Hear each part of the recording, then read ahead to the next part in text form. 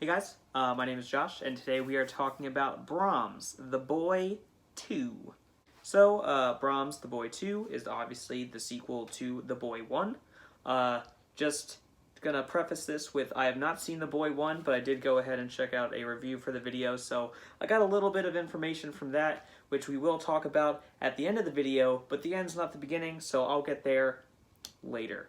Brahms, The Boy 2 is about a family that suffers a small tragedy of sorts and then ends up getting away on vacation, or I guess just a small trip, I don't know, vacation, whatever. They out in the woods at a creepy house.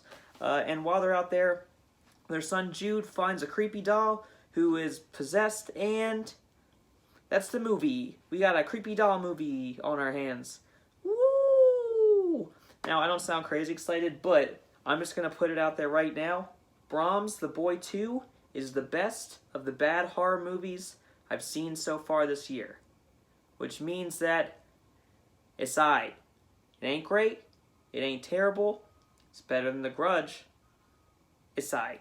The acting in this movie was actually pretty good. Our lead is Katie Holmes, which I don't really see as like a star-studded super actress with a catalog of amazing Oscar-winning roles. But she actually does a really good job here.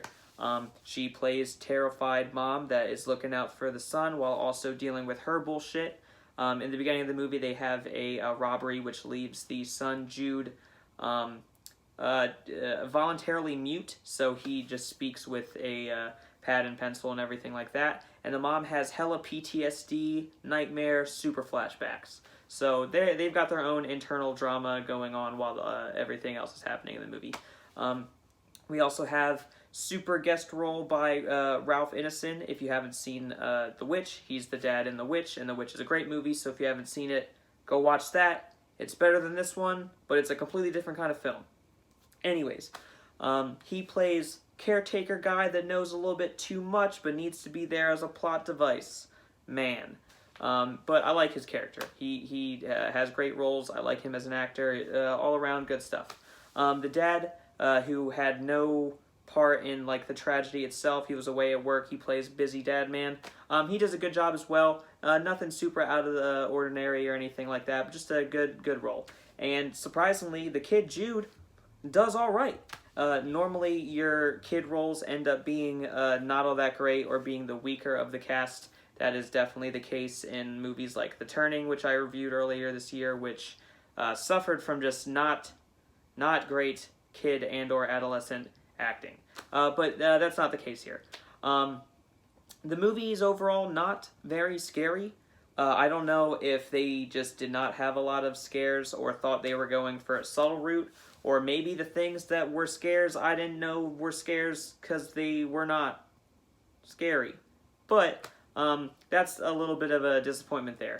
There was some not so good editing choices in the movie.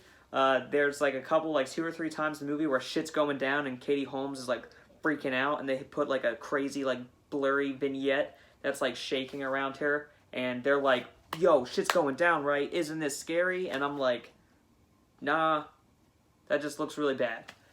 There's also like a few scenes where they're going through like old photos and stuff, trying to find out the history with this doll and the history with this house they're staying at and everything like that. And they just got some really poorly photoshopped photos that just look bad. But with that being said, if those are my biggest gripes, we're doing okay. So the movie's not super long. It keeps you going enough to where you're not feeling super bored. At least I wasn't. The scares were, for the most part, trying to be like some jump scares along with a couple other things. I do want to give them a shout out to using the doll itself pretty well, in all honesty.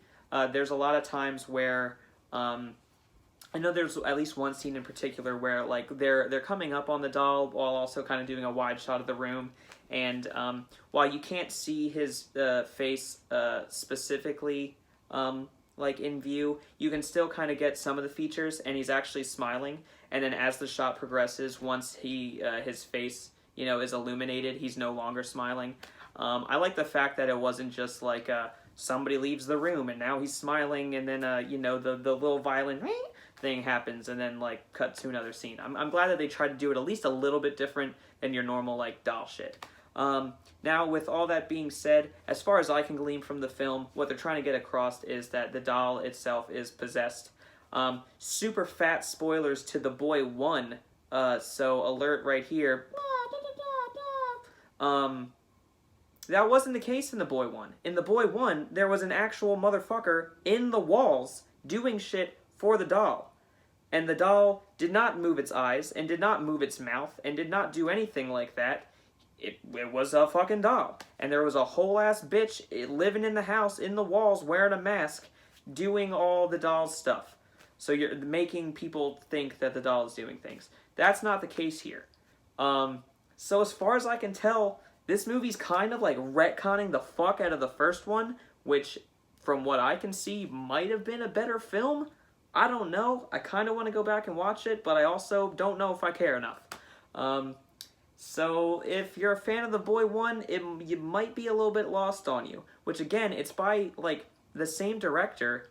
So I don't know if he was like, hey guys, I kind of made this final, you know, don't you want to do something different? And then the studio went, yeah, but money. And then he's just like, okay. But, so that's going on there. Overall, Brahms, The Boy 2, was better than I thought it was going to be. It's not great. It's aight. It's not boring, but it's not captivating. It's not scary, but it's not cotton candy rainbows. It's aight. So if you got $5 on a Sunday at 2 p.m. and you want to go see an alright movie, go check out Brahms, The Boy 2.